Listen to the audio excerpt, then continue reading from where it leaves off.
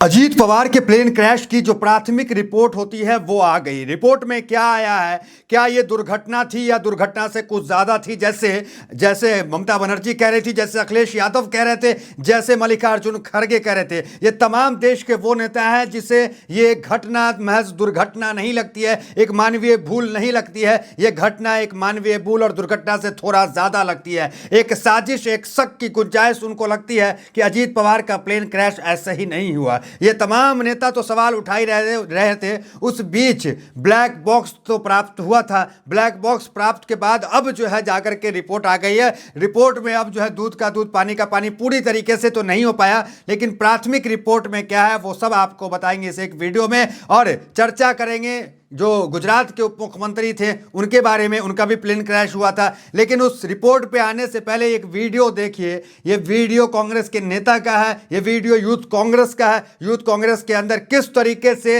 इस black box को लेकर, अमित शाह को लेकर सवाल उठाया जा रहा है। देखिए, अमित शाह देश के गृह मंत्री है, रक्षा की जिम्मेदारी उनका है, तो सवालों के घेरे में अमित शाह तो बिल्कुल आते हैं, क्योंकि देश की सुरक्षा, देश की रक्षा एक गृह विभाग के हाथ में होती है जो अमित शाह के पास है। अमित शाह के पास पुलिस है, अमित शाह के पास सीआरपीएफ है, तो ये घटने के जिम्मेदार भी तो अमित शाह होंगे। तो अमित शाह पे हमला है डायरेक्ट। देखिए क्या कुछ वीडियो में दिखाया जा रहा है, उसके बाद आते हैं रिपोर्ट में। जो रिपोर्ट आई है वो क्या है, करा रहे हैं। ये ब्लैक बॉक्स है जो सरकार ने कुंडली मार के रखा हुआ है। इसके ऊपर कुंडली मार के बैठी है सरकार। जैसे नाग देवता बैठते हैं, ऐसे आपके मोदी और शाह इस ब्लैक बॉक्स के ऊपर कुंडली मार के बैठे हैं। आप सुन लीजिए, ये ब्लैक बॉक्स है। आपको मैं जो चीज हकीकत बताना चाहता हूँ, देखिए ये मौतों की तारीख है। क्या है? मौतों की तारीख क्या है? 8/12/2021 सीडीएस विपिन रावत जी, जो देश के सेना के पहले आर्मी चीफ थे, सीडीएस के थे, तीनों सेनाओं को भी उनको अध्यक्ष बना दिया गया मोदी सरकार ने। 5 साल हो गए विपिन रावत जी की मौत को, लेकिन ब्लैक बॉक्स कहां गया? एक लाइन बाहर नहीं आई। उसके बाद 12/6/25 को आपका चीफ मिनिस्टर विजय रूपानी, गुजरात के भारतीय जनता पार्टी के, इनके साथ कई लोग शहीद हो गए प्लेन में। उसकी ब्लैक बॉक्स कहां गया? उसके बाद latest 28/10 Ajit Pawar ji deputy CM. ये ब्लैक बॉक्स जो है, आप बताइए सरकार क्या कर रही है? 5 साल हो गए जनरल की मौत को, एक लाइन बाहर नहीं आई। क्या ब्लैक बॉक्स कहां चला गया? कौन है इसका पीछे? कौन षड्यंत्रकारी है जो इस ब्लैक बॉक्स की इंक्वायरी को रोक रहा है? कौन वह रहस्यमय आदमी है जो ब्लैक बॉक्स इन हत्याओं को रोक रहा है? देखिए हेडलाइंस देखिए, इंडिया टीवी, अजीत पवार के प्लेन क्रैश की प्राथमिक जांच रिपोर्ट सामने आई। हादसे के ये 2 कारण पता चले, तो 2 कारण हादसे के थे। और हेडलाइंस देखिए, Ajit Pawar plane crash, AIB ने शुरू की ब्लैक बॉक्स की जांच, प्राथमिक रिपोर्ट आई सामने। तो प्राथमिक रिपोर्ट पे अब सीधा चले आते हैं कि क्या है प्राथमिक रिपोर्ट। क्या दूध का दूध पानी का पानी है? रिपोर्ट कर दे रहा है रिपोर्ट। देखिए नजर डालिए, सबसे पहले रिपोर्ट में कहा गया कि सीसीटीवी फुटेज में प्लेन लैंडिंग से ठीक पहले अस्थिर दिखाई दे रहे हैं। फुटेज के मुताबिक प्लेन तेजी से नीचे आया और रनवे के पास पलट गया। दूसरा कहा गया, जांच में यह भी सामने आया है कि कॉकपिट वॉइस रिकॉर्ड सीवीआर में पायलटों की आखिरी आवाज दर्ज हुई, जिसमें वे बेहद तनाव की स्थिति में थे। तो उनका जो आवाज दर्ज हुआ उसमें तनाव थे। तीसरा, रिपोर्ट के अनुसार आखिरी शब्द ओ शिट सुने गए, कुछ चीखने की आवाजें भी रिकॉर्ड हुई। तो 3 मिनट जो आखिरी की आवाज़ थी उसमें चीखने की आवाज़ आई, पायलट चीख रहे थे। और जो ओ शिट कहा गया, तो ओ शिट जो है जब अचानक कुछ देख लेते हैं या कुछ ऐसा होता है तो मुंह से निकल जाता है ओ शिट, तो ये तरह का कहा गया है कि ओ शिट से निकला, चीखने की आवाज़ आई। चौथा, जांच रिपोर्ट के अनुसार पायलटों ने एयर ट्रैफिक कंट्रोल एटीसी को कोई मेडे या इमरजेंसी कॉल नहीं दी थी। मेरा भी सवाल कई वीडियो में यही था कि जब इमरजेंसी कुछ होता है, पायलट जो है परेशानी में पड़ता है, तो मेडे मेडे मेडे मेडे 4 बार मेडे कॉल एटीसी को देता है। लेकिन यहाँ पे अजीत पवार के प्लेन के मामले में ये जो है मेडे कॉल नहीं दिया गया था। तो ये तमाम चीज़ें जो है वो जांच के जो प्राथमिक जांच है उसमें जो है निकल के आई। देखिए हादसे के कारण सामने आए। सूत्रों के मुताबिक अजीत पवार के विमान के हादसे से जुड़ी प्राथमिक जांच रिपोर्ट में बड़ी जानकारी सामने आई है।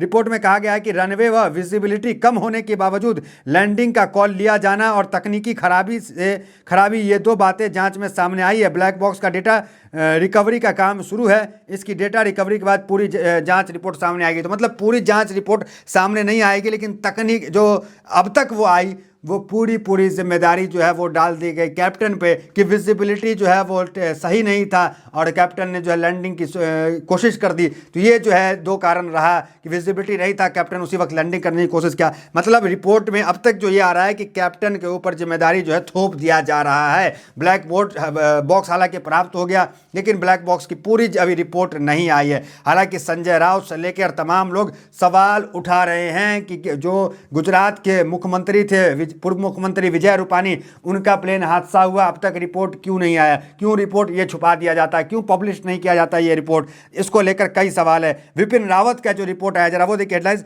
जनरल विपिन रावत के हेलीकॉप्टर हादसे की वजह ह्यूमन एरर, जांच पर आई संसदीय समिति की रिपोर्ट। तो जनरल रावत याद है आपको, उनका हेलीकॉप्टर क्रैश हो गया। उनके हेलीकॉप्टर क्रैश में कहा गया कि ह्यूमन एरर है। अजीत पवार के हेलीकॉप्टर में भी जांच की रिपोर्ट उसी रुख में जा रहा है कि ह्यूमन एरर है, ह्यूमन की गलती से हुआ है।